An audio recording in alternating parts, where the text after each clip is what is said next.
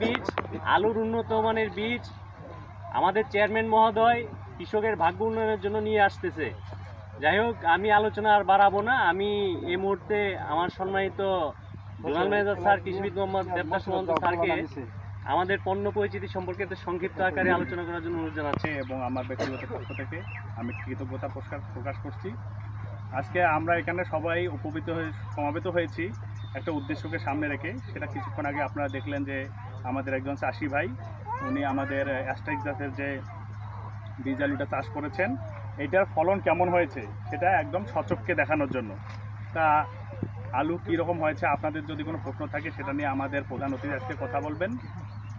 আমি আমাদের 2 মৌসুমের জন্যই আমাদের ভুট্টা আছে।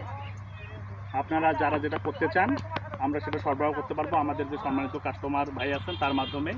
তা আমি আর আমার সময় দীর্ঘায়িত করব না, আমি শুধু এতটুকুই বলবো, সুপ্রিম সিড কোম্পানি এমন একটা কোম্পানি যেখানে সব ধরনের বীজ আপনি এখানে পাবেন।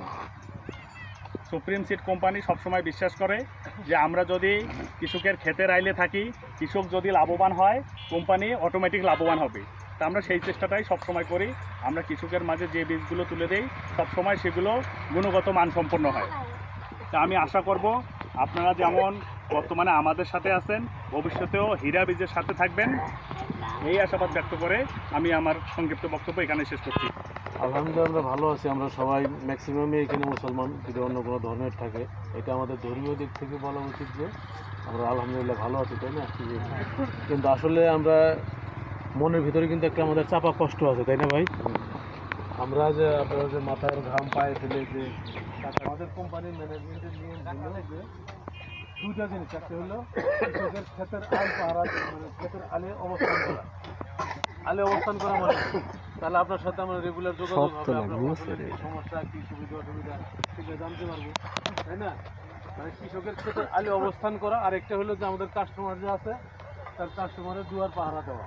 দুয়ার পাহারা দেওয়া কি আমি তার সিকিউরিটি, মানে তার দুয়ার পাহারা দেওয়া মানে তার যে সুবিধা অসুবিধা, তার কী প্রোডাক্ট লাগবে কী লাগবে না, কোনটা শেষ হয়েছে, তার ভালো মন্দ দিকে।